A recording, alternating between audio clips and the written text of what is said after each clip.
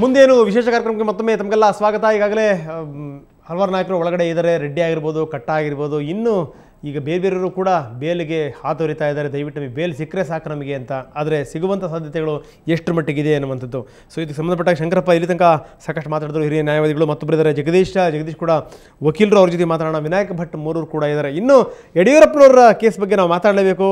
ಮಾಜಿ CM ಯಡಿಯೂರಪ್ಪ ಅಕ್ರಮ denotification ಪ್ರಕರಣದ ವಿಚಾರಣೆ ಸೆಪ್ಟೆಂಬರ್ 13ಕ್ಕೆ ಮುಂದೂಡಲಾಗಿದೆ. ಪ್ರಕರಣದ ವಿಚಾರಣೆ ನಡೆಸಿದ ಲೋಕಾಯುಕ್ತ ವಿಶೇಷ ಕೋರ್ಟ್ ವಿಚಾರಣೆಯನ್ನು ಮುಂದೂಡಿತು. ಇಂದಿನ ಕಲಾಪಕ್ಕೆ ಯಡಿಯೂರಪ್ಪ ಮತ್ತು ಯಡಿಯೂರಪ್ಪ ಅವರ ಪುತ್ರ ರಾಘವೇಂದ್ರ ಖುದ್ದು ಹಾಜರಾಗಿದ್ದರು. ಇಬ್ಬರು ಒಟ್ಟಿಗೆ ಕಟಕಟೆಯಲ್ಲಿ ನಿಂತುಕೊಂಡು ವಿಚಾರಣೆಯಲ್ಲಿ ಪಾಲ್ಗೊಂಡರು. ಇದಕ್ಕೂ ಮೊದಲು ಶಾಸಕರಾದ ನಂದೀಶ್ ರೆಡ್ಡಿ, ಹಾಲಪ್ಪ, ವಿಶ್ವನಾಥ್, ಜೀವರಾಜ್ ಹಾಗೂ ರೇಣುಕಾಚಾರ್ಯ ಮತ್ತಿತರರು ಕೋರ್ಟ್ವರೆಗೂ ಯಡಿಯೂರಪ್ಪ ಜೊತೆ ಬಂದು ತಮ್ಮ ನಿಷ್ಠೆ ಮತ್ತು ಬೆಂಬಲವನ್ನು ಯಡಿಯೂರಪ್ಪನವರಿಗೆ ವ್ಯಕ್ತಪಡಿಸಿದರು. ಈ ಅಂಶಕ್ಕೆ ಸಂಬಂಧಪಟ್ಟ ಎಲ್ಲ ವಿವರಗಳನ್ನು ಪಡ್ಕೊಂಡು ಆರ್ಗ್ಯುಮೆಂಟನ್ನು ಕೂಡ ಕೇಳಿ ಒಂದು ಆದೇಶವನ್ನು ನಾನು ಮಾಡುವನಿದ್ದೇನೆ ಅಂತ ಹೇಳಿ ಅವರಿಗೆ ತಿಳಿಸಿದ್ರು. ನಂತರ ನನ್ನನ್ನು ಕೂಡ ಆ ವಿಚಾರದಲ್ಲಿ ಭಾಗವಹಿಸೋದಕ್ಕೆ ಮುಂದಾಗಬೇಕು ಅಂತ ಕೇಳಿಕೊಂಡ್ರು.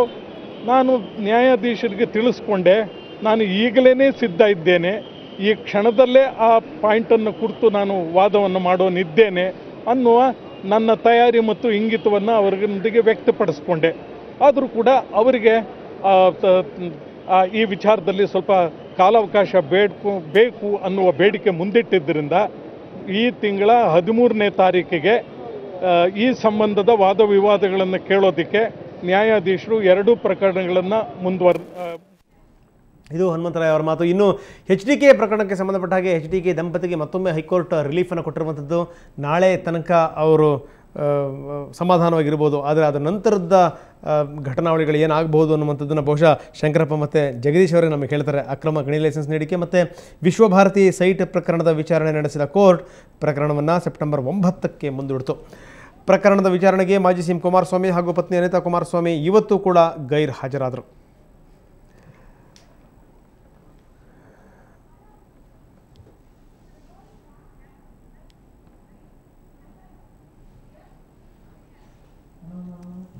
ಬನ್ನಿ ಇದಕ್ಕೆ ಸಂಬಂಧಪಟ್ಟ ಹಾಗೆ ಜಗದೀಶ್ ಏನು ಹೇಳಿದ್ರೆ ಕೇಳೋಣ.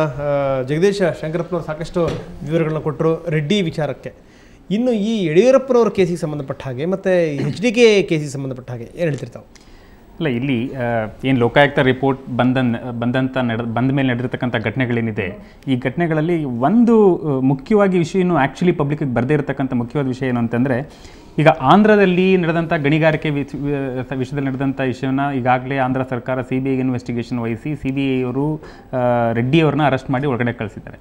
ಸೊ ಇಷ್ಟೊಂದು ದೊಡ್ಡ ಗಾತ್ರದಲ್ಲಿ ನಡೆದಿರ್ತಕ್ಕಂಥ ಗಣಿ ಅವ್ಯವಹಾರ ಇರ್ಬೋದು, ಭೂ ಹಗರಣ ಇರ್ಬೋದು, ಅಥವಾ ಇನ್ಯಾವುದೇ ಲಂಚ ಹಗರಣಗಳಿರ್ಬೋದು, ಇಲ್ಲಿನ ಮಾಜಿ ಮುಖ್ಯಮಂತ್ರಿಗಳು ಫೇಸ್ ಮಾಡ್ತಾ ಇದ್ರು ಸಹ, ಲೋಕಾಯುಕ್ತರ ರಿಪೋರ್ಟ್ ಇದ್ರ ಬಗ್ಗೆ ಕೊಟ್ಟಿದ್ರೂ ಸಹ ಇದುವರೆಗೂ ಕರ್ನಾಟಕ ಸರ್ಕಾರ ಇದ್ರ ಬಗ್ಗೆ ಯಾವುದೇ ಒಂದು ಕ್ರಮನ ಕೈಗೊಂಡಿಲ್ಲ. ಏಕೆಂತಂದರೆ ಇದು ಅಟ್ಲೀಸ್ಟ್ ಇವತ್ತಿನ ದಿನದಲ್ಲಿ ಇದನ್ನು ನೀವು 10 ವರ್ಷದ ಹಿಂದೆ ನೀಡಿರ್ತಕ್ಕಂಥ ಹಗರಣಗಳನ್ನು ನೋಡಿದರೆ ಇದುವರೆಗೂ ಏನು ಆಕ್ಷನ್ ತಗೊಳ್ಳಿರ್ತಕ್ಕಂಥ ಒಂದು, ಇತ್ತೀಚೆಗೆ ಏನು ಜನ ಈಗೇನು ಕರಪ್ಷನ್ ವಿರುದ್ಧವಾಗಲಿ ಅಥವಾ ಪೊಲಿಟಿಕಲ್ ಕ್ರೈಸಿಸ್ ಬಗ್ಗೆ ಏನು ಜನ ಇಂಟರ್ವೆನ್ಷನ್ ಮಾಡ್ತಿದ್ದಾರೆ, ಆ ಇಶ್ಯೂನ ನಾವು ಗಮನಕ್ಕೆ ತಗೊಂಡಾಗ ಸರ್ಕಾರ ನನಗೆ ಎಲ್ಲೋ ಒಂದು ಕಡೆ ಇನ್ನೂ ಸ್ವಲ್ಪ ನಿಧಾನ ನೀತಿಯ ಅಥವಾ ಒಂದು ರೀತಿ ಎಸ್ಕೇಪಿಸಮ್ನ ತೋರಿಸ್ತಿದೆ. ಇವತ್ತೇನು ಮಾಜಿ CMಗಳು ಸದ್ಯಕ್ಕೆ ಕೋರ್ಟಿಂದ ಏನೋ ಹೊರಗಡೆ ಇರ್ಬೋದು, ಅಥವಾ ಬೇಲ್ ಅರ್ಜಿನ ಹಾಕ್ಕೊಂಡು ಬೇಲ್ನ ನಿರ್ಧಾರ ಆಗೋರ್ಗೆ ಹೊರಗಡೆ ಇರ್ಬೋದು. ನನಗನ್ಸುತ್ತೆ ಈ ಇಂದಿನ ಘಟನೆಗಳನ್ನು ಮತ್ತು ಡೆಲ್ಲಿ ನಡೆದಿರ್ತಕ್ಕಂಥ ಈ DMK ಮಂತ್ರಿಗಳಿಗಾಗಿರ್ತಕ್ಕಂಥ ಘಟನೆಗಳನ್ನು ಮತ್ತು ಈಗಾಗಲೇ ಕಟ್ಟಾ ಸುಬ್ರಹ್ಮಣ್ಯ ನಾಯ್ಡು ಅವ್ರಿಗೆ ಆಗಿರ್ತಕ್ಕಂಥ ಘಟನೆಗಳನ್ನು ನೋಡಿದ್ರೆ ಖಂಡಿತವಾಗ್ಲೂ ಸಹ ಈ ಮಾಜಿ ಮುಖ್ಯಮಂತ್ರಿಗಳು ಸಹ ಈಗ ಬೆಂಗಳೂರಿನಲ್ಲಿ ಕಟ್ಟಾ ಸುಬ್ರಹ್ಮಣ್ಯ ನಾಯ್ಡು ಅವ್ರ ಜೊತೆ ಸೇರಬೇಕಾಗತ್ತೆ ಅನ್ನೋದ್ರಲ್ಲಿ ನನಗೇನು ಸಂಶಯ ಇಲ್ಲ ಅನ್ಸುತ್ತೆ. ಯಾಕೆಂತಂದರೆ ಅಟ್ಲೀಸ್ಟ್ ಈಗಿರ್ತಕ್ಕಂಥ ಅವೈಲೇಬಲ್ ಮೆಟೀರಿಯಲ್ಸ್ ಏನೋ ಒಂದು ದಿವಸ ರಿಲೀಫ್ ಸಿಕ್ಕಿದೆ, ನೀವು ಅದನ್ನೂ ಎದುರಿಸ್ಬಿಟ್ರಲ್ಲ ಅವ್ರಿಗೆ. ಅಲ್ಲ ಇದೇನು ರಿಲೀಫ್ ಏನು ಸಿಕ್ಕಿದೆ ಅಂತ ಅನ್ನೋದು ಅಲ್ಲ. ಕೊನೆಗೆ ಅಲ್ಟಿಮೇಟ್ಲಿ ಒಬ್ಬ ವ್ಯಕ್ತಿಯ ಫಂಡಮೆಂಟಲ್ ರೈಟ್ಸನ್ನು ಬೇಲ್ ಬಗ್ಗೆ ಮಾತಾಡೋದ್ರೆ ಅದು ಕಂಪ್ಲೀಟ್ಲಿ ಡಿಫ್ರೆಂಟ್ ಇಶ್ಯೂ. ಯಾಕಂದರೆ ಸದ್ಯಕ್ಕೆ ಅದ್ರ ಬಗ್ಗೆ ಮಾತಾಡೋ ಅವಶ್ಯಕತೆ. ಯಾಕೆಂದರೆ ಇವರೆಲ್ಲರೂ ಸಹ ಒಂದು ಕಾಲದಲ್ಲಿ ಯಾವುದೇ ಒಂದು ವ್ಯವಸ್ಥೆಯನ್ನು ಧಿಕ್ಕರಿಸಿರ್ತಕ್ಕಂಥವ್ರು, ಪ್ರಜಾತಂತ್ರ ವ್ಯವಸ್ಥೆ ನಮ್ಮ ಶಂಕರಪ್ಪನವ್ರು ಏನು ಹೇಳಿದ್ರು ಆ ಒಂದು ವ್ಯವಸ್ಥೆನ ಧಿಕ್ಕರಿಸಿರ್ತಕ್ಕಂಥ ಜನಗಳಿವರು. ಸೊ ಅವ್ರಿಗೆ ಯಾವುದೇ ಕಾರಣಕ್ಕೂ ನಾವು ಎಲ್ಲೂ ಮರೆಸಿ ತೋರಿಸೋ ಅವಶ್ಯಕತೆ ಇಲ್ಲ. ನಾವೇನು ಜನರಲ್ ಬೇಲ್ ಬಗ್ಗೆ ಏನು ಮಾತಾಡ್ತೀವಿ, ಜನರಲ್ ಬೇಲ್ನ ಒಂದು ಡಿಸ್ಕ್ರಿಷನ್ನ ಮತ್ತು ಇರ್ತಕ್ಕಂಥ ರೈಟ್ಸ್ ಬಗ್ಗೆ ಏನು ಮಾತಾಡ್ತೀವಿ, ಅದನ್ನು ಯಾವ ಒಂದು ಪ್ರಜಾಪ್ರಭುತ್ವ ತಂತ್ರ ವ್ಯವಸ್ಥೆನ ಧಿಕ್ಕರಿಸಿರ್ತಕ್ಕಂಥ ಜನರ ಬಗ್ಗೆ ನಾವು ಮಾತಾಡೋ ಅವಶ್ಯಕತೆ ಇಲ್ಲ. ಸೊ ಆ ನಿಟ್ಟಿನಲ್ಲಿ ಅವರಿಗೆ ಎಲ್ಲಿ ಸೇರ್ಬೇಕು ಅಲ್ಲಿ ಸೇರ್ಬೇಕಾಗಿರುತ್ತೆ. ಕಾದಿದೆ ಹಂಗಾದ್ರೆ ಅಂತೀರಿ. ಖಂಡಿತವಾಗ್ಲೂ ಸುಲಭ ಅಲ್ಲ ತಪ್ಪಿಸ್ಕೊಳ್ಳೋದು, ತಪ್ಪಿಸ್ಕೊಳ್ತಕ್ಕಂಥ ಸುಲಭ ಅಲ್ಲ. ಕೋರ್ಟ್ಗಳೆಲ್ಲವೂ ಸಹ ಜಾಗೃತಗೊಂಡಿದೆ. ಕೋರ್ಟ್ಗಳಿಗೆ ನಡೀತಾ ಇರತಕ್ಕಂಥ ಕೋರ್ಟ್ ಕಣ್ಮುಚ್ಕೊಂಡೇನು ಗೊತ್ತಿಲ್ಲ, ನ್ಯಾಯಾಲಯ ಇವತ್ತು ಕಣ್ಮುಚ್ಕೊಂಡೇನು ಗೊತ್ತಿಲ್ಲ. ತುಂಬಾ ಪ್ರೋಗ್ರೆಸಿವ್ ಆಗಿ ಇವತ್ತು ಥಿಂಕ್ ಮಾಡ್ತಿದ್ದಾರೆ, ವರ್ಕ್ ಮಾಡ್ತಿದ್ದಾರೆ. ಆ ನಿಟ್ಟಿನಲ್ಲಿ ಇವ್ರಿಗೂ ಸಹ ಎಲ್ಲಿ ಸೇರಬೇಕು ಅವರಲ್ಲಿ ಖಂಡಿತವಾಗ್ಲೂ ಸೇರೋದ್ರಲ್ಲಿ ಅನುಮಾನ ಪಡ್ತಕ್ಕಂಥ. ಓಕೆ, ಬನ್ನಿ ಇದಕ್ಕೆ ಸಂಬಂಧಪಟ್ಟ ವಿನಾಯಕ್ ಭಟ್ ಏನಂತ ಕಣ. ವಿನಾಯಕ್, ಎಲ್ಲದನ್ನು ಕೂಡ ತಾವು ಗಮನಿಸ್ತಾ ಇದ್ದೀರಿ. ಇಬ್ಬರು ಮಾಜಿ ಮುಖ್ಯಮಂತ್ರಿಗಳು ಬೇಲ್ ಸಿಕ್ಕರೆ ಸಾಕಪ್ಪ ಅಂತ ಪರದಾಡ್ತಾ ಇರುವಂಥದ್ದು ಒಂದು ಕಡೆಗೆ, ಇನ್ನೊಂದು ಕಡೆಗೆ ಏನು ಅಂದರೆ ಮಾಜಿ ಮಂತ್ರಿಗಳು ಇಬ್ಬರು ಒಳಗಡೆ ಇರುವಂಥದ್ದು. ಒಂದು ಕಟ್ಟಾಂಡ್ಸನ್ ಒಂದು ಕಡೆಗೆ, ಇನ್ನೊಂದು ಕಡೆಗೆ ರೆಡ್ಡಿ ಅವರದು. ಸೊ ಇದು ರಾಜ್ಯ ರಾಜಕೀಯದ ಮೇಲೆ ಯಾವ ರೀತಿಯ ಪರಿಣಾಮವನ್ನು ಬೀರಬಹುದು, ಪಕ್ಷಕ್ಕೆ ಯಾವ ರೀತಿಯ ಹಾನಿಯನ್ನು ಉಂಟು ಮಾಡಬಹುದು, ಏನು ಹೇಳ್ತಿರ್ತಾವೆ? ಪಕ್ಷಕ್ಕೆ BJPಗಂತೂ ಇದು ಈಗ ಪತ್ರಿಕೆಗಳಲ್ಲಿ ಸಾಮಾನ್ಯವಾಗಿ ಹೇಳೋಂಗೆ ತುಂಬಲಾರದ ನಷ್ಟ. BJP ಇದನ್ನ ಯಾವ ಸಾಮಾನ್ಯವಾಗಿ ಹೋದಾಗ ಹೇಳ್ತಾರಲ್ಲ ಆ ಥರ ಹೇಳ್ತಾ ಇದ್ದೀರಿ? ಆ ಥರನೇ ಹೇಳ್ತಾರೆ. ಯಾಕೆಂದರೆ ನನ್ನ ದೃಷ್ಟಿಯಲ್ಲಿ ನೈತಿಕವಾಗಿ BJP ರಾಜ್ಯದಲ್ಲಿ ಸತ್ತೋಗಿದೆ. ಅವರು ಇನ್ನು ಯಾರ ವಿರುದ್ಧ ಕೂಡ ಭ್ರಷ್ಟಾಚಾರದ ಬಗ್ಗೆ ಆಗಲಿ ಅಥವಾ ಅನೈತಿಕತೆ ಬಗ್ಗೆ ಯಾವ ವಿಷಯದ ಬಗ್ಗೆ ಮಾತಾಡುವಂಥ ಒಂದು ಅಧಿಕಾರವನ್ನೇ ಅವ್ರು ಕಳ್ಕೊಂಡಿದ್ದಾರೆ. ಕೇವಲ ಈಗ ಒಂದು 3-4 ವರ್ಷದ ಪಕ್ಷ ಅಧಿಕಾರಕ್ಕೆ ಬಂದ ಮೇಲಿಂದ.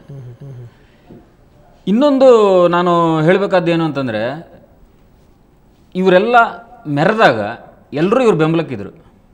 ಈಗ ಯಡಿಯೂರಪ್ಪನವರು CM ಆಗಿದ್ದಾಗ ನೋಡಿರ್ಬೋದು, ಅಥವಾ ಈಗ ಕೋರ್ಟಿಗೆ ಹೋಗೋ ಮಿನಿಸ್ಟರ್ಗಳು ಅವರ ಜೊತೆ ಹೋಗಿ ಅವರ ಏನು ಚಮಚಾಗಿರಿ ಅಂತ ಹೇಳ್ಬೋದು, ಚಮಚಾಗಿರಿಯನ್ನು ತೋರಿಸ್ತಾರೆ. ಅದು ಎಷ್ಟರ ಮಟ್ಟಿಗೆ ಸರಿ ಅನ್ನೋದು. ಯಾಕೆಂತಂದರೆ ಈಗ ನಿಷ್ಪಕ್ಷಪಾತ ತನಿಖೆ ಅಥವಾ ವಿಚಾರಣೆ ಅಂತ ಹೇಳೋದು ಯಾವಾಗ, ಇದು ಇವರು ಇನ್ಫ್ಲುಯೆನ್ಸ್ ಮಾಡಿದಾಗ ಆಗಲ್ವಾ ಅನ್ನೋದು ನನ್ನ ಮೂಲ ಪ್ರಶ್ನೆ ಇದೆ. ರೇಣುಕಾಚಾರ್ಯ ಅವರು ಹಿಂದೆ ಕೂಡ ಒಮ್ಮೆ ಹೇಳಿಕೆ ಕೊಟ್ಟಿದ್ದರು. ಏನು ಅಂತಂದರೆ, ನಾವೆಲ್ಲ ಕೆಲವು ಸಚಿವರು ಕೋರ್ಟಿಗೆ ಹೋಗ್ತೀವಿ ಇವ್ರನ್ನ ಜೊತೆಗೆ, ಯಡಿಯೂರಪ್ಪನವ್ರ ಜೊತೆಗೆ ನಾವು ಅವ್ರಿಗೆ ಸಾಲಿಡಾರಿಟಿ ತೋರಿಸೋದಕ್ಕೆ ಅಂತ ಹೇಳಿದರು. ಅಲ್ಲ ಪಾಪ ಅದನ್ನು ಈಡೇರಿಸ್ಕೊಂಡು ಅವರು ಕೋರ್ಟ್ ತನಕ ಬರ್ತೀವಿ ಅಂತ ಅಷ್ಟು ಹೇಳಿದ್ದಾರೆ. ಸೊ ಅಲ್ಲಿ ಒಳಗಡೆ ನಿಂತ್ಕೊಂಡು ನಿಂತ ಹೇಳಿಲ್ಲ ಅವರು. ಹಾಗೆ ಮಾಡಬಾರ್ದು ಅಂತ. ಯಾಕೆಂದರೆ ಒಬ್ಬ ಮಿನಿಸ್ಟ್ರು, ಒಬ್ಬ ಸಚಿವ ಆರೋಪಿ ಪರವಾಗಿ ಅಥವಾ ಆರೋಪಿ ಜೊತೆಗೆ ಕೋರ್ಟಿಗೆ ಹೋದರೆ ಅದು ಯಾವ ಮೆಸೇಜನ್ನು ಕೊಡುತ್ತೆ ಜನರಿಗೆ ಅನ್ನೋದು BJP ಸರ್ಕಾರದವರು ಗಮನಿಸಿಲ್ವಾ? BJP ಅವ್ರು ಯಾಕೆ ಈ ಸಚಿವರುಗಳಿಗೆ ಹೇಳಲ್ಲ, ಅವ್ರ ಜೊತೆ ಹೋಗಬಾರ್ದು ನೀವು ಅಂತ ಯಾಕೆ ಹೇಳೋಕ್ಕಾಗಲ್ಲ ಇರೋದಕ್ಕೆ? ಒಂದು ರಾಂಗ್ ಸಿಗ್ನಲ್ ಕೊಡ್ತಾ ಇದೆ ಜನರಿಗೆ. ಅಂದರೆ ಸರ್ಕಾರ ಇವ್ರ ಬೆಂಬಲಕ್ಕೆ ನಿಂತಿದೆ, ಇಷ್ಟೆಲ್ಲ ಆದರೂ ಕೂಡ ಸರ್ಕಾರ ಬೆಂಬಲಕ್ಕೆ ನಿಂತಿದೆ ಅಂತ ರಾಂಗ್ ಸಿಗ್ನಲ್ ಕೊಡ್ತಾ ಇದೆ. ಅಲ್ಲ, ಒಂದು ವಿನಯ್ ಅವರು ಹೇಳಿದ್ದು ನಿಜ. ಅದರಲ್ಲಿ ಮುಖ್ಯವಾಗಿ ವಿಷಯ ಏನು ಅಂತಂದರೆ, ಇನ್ನೊಂದು ಈ ಏನು ಸದಾನಂದ ಗೌಡರು ತಮ್ಮ ಸ್ವೇರಿಂಗ್ ಸೆರೆಮನಿ ಮಾಡಿದ್ರು, ಆನಂತರ ಮಂತ್ರಿಗಳಿಂದ ಸ್ವೇರಿಂಗ್ ಸೆರೆಮನಿ ಮಾಡಿದ್ರು. ಯಾವ ಒಂದು CMನ ಕಿತ್ತು ಒಗೆಯೋದಕ್ಕೆ ಎಷ್ಟೆಲ್ಲ ಸರ್ಕಸ್ ಮಾಡಿದ್ರು, ಆ CMನ ಹೆಸರಿನಲ್ಲಿ ಇವರು ಸ್ವೇರಿಂಗ್ ಮಾಡ್ಕೊಳ್ತಕ್ಕಂಥ ಮಂತ್ರಿಗಳು ಇವತ್ತು ನಮ್ಮ ಸರ್ಕಾರದಲ್ಲಿ ಇದ್ದಾರೆ ಅಂತಂದರೆ ಅವರ ಒಂದು ಸ್ಥಿತಿನ ನಾವು ಅರ್ಥ ಮಾಡ್ಕೋಬೇಕಾಗತ್ತೆ. ಬಹುಶಃ ನಾವು ಅವ್ರ ಬಗ್ಗೆ ಮಾತಾಡಿ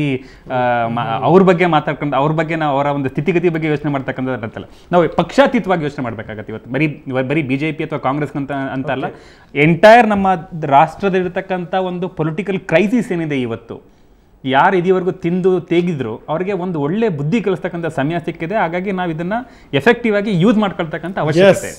ಶಂಕರ್ ನೋಡಿ, ಇವತ್ತಿನ ದಿವಸ ನಾನು ಸುಮಾರು 100 ಕೇಸ್ಗಳನ್ನು ಇವತ್ತಿನ ದಿವಸ ಪ್ರಿವೆನ್ಷನ್ ಕರಪ್ಷನಲ್ಲಿ ಆಗಿರ್ಬೋದು, ಅಥವಾ ಫಾರೆಸ್ಟ್ ಆ್ಯಕ್ಟಲ್ಲಿ ಆಗಿರ್ಬೋದು, ಅಥವಾ ಇಂಡಿಯನ್ ಪೆನಲ್ ಕೋಡಲ್ಲಿ ಆಗಿರ್ಬೋದು, ಏನು ಇವತ್ತು ದಿವಸ ಮಾಜಿ ಮುಖ್ಯಮಂತ್ರಿಗಳು ಮತ್ತು ಮಾಜಿ ಮಂತ್ರಿಗಳ ವಿರುದ್ಧ ಮಾಡಿರ್ತಕ್ಕಂಥ ಆಪಾದನೆಗಳು ಇವತ್ತಿನ ದಿವಸ ಇದ್ದಾವೆ. ಅನೇಕ ಕೇಸ್ಗಳಲ್ಲಿ ನಾವು ಅನೇಕ ಜನಕ್ಕೆ ನಾವು ಜಾಮೀನನ್ನು ಕೊಡಿಸಿರ್ತಕ್ಕಂಥ ಸಂದರ್ಭಗಳು ಅತಿ ಈಸಿಯಾಗಿ ಏನು ಅಂಥ ಕಷ್ಟಕರವಾಗಿರ್ತಕ್ಕಂಥ ವಾದಗಳನ್ನು ಮಂಡಿಸದೇ ನಾವು ತಗೊಂಡಿರ್ತಕ್ಕಂಥ ಸಂದರ್ಭಗಳಿದ್ದಾವೆ. ಆದರೆ ಈಗಿನ ಪರಿಸ್ಥಿತಿ ಹೆಂಗಿಲ್ಲ.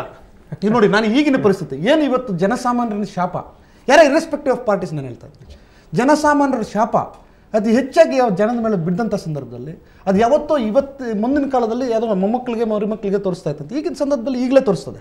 ಸೊ ಆ ನಿಟ್ಟಿನಲ್ಲಿ ಇವತ್ತು ಮಾಡ್ತಾ ಇರ್ತಕ್ಕಂಥ ಈ ಕ್ರೈಮ್ಸ್ ಇದೆಯಲ್ಲ, ಅದನ್ನು ನಿಯಂತ್ರಣ ಮಾಡುವಂಥ ನಿಟ್ಟಿನಲ್ಲಿ ಮಾಡ್ತಾ ಇರ್ತಕ್ಕಂಥ ನ್ಯಾಯಾಂಗದ ವ್ಯವಸ್ಥೆಯ ಒಂದು ಪ್ರಕ್ರಿಯೆಯನ್ನು ನಿಜವಾಗ್ಲೂ ನಾವು ಶ್ಲಾಘನೆ ಮಾಡಬೇಕಾಗ್ತಕ್ಕಂಥ ವಿಷಯ.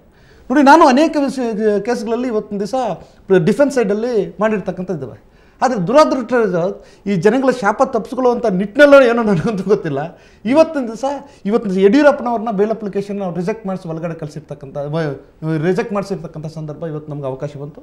ಅದೇ ಕಟ್ಟಾ ಸುಬ್ರಹ್ಮಣ್ಯನ್ ಅವ್ರ ಕೇಸಲ್ಲಿ ಜಾಮೀನು ಅರ್ಜಿನ ರಿಜೆಕ್ಟ್ ಮಾಡಿಸ್ತಕ್ಕಂಥ ಸಂದರ್ಭ ನಮಗೆ ಒದಗಿ ಬಂತು.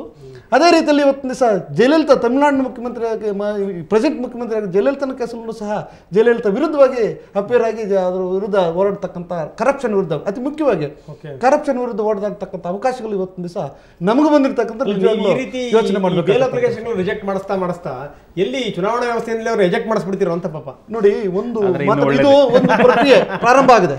ಈಗ ಒಂದು ಬದಲಾವಣೆ ಪ್ರಾರಂಭ ಆಗಿದೆ ಜನರಲ್ಲಿ. ಈಗ ಅಣ್ಣಾ ಹಜಾರೆ ಹೋರಾಟದ ಒಂದು ಪರಿಣಾಮ ಇರ್ಬೋದು, ಅಥವಾ ಜನತೆಯ ರೋಷ ಇರ್ಬೋದು.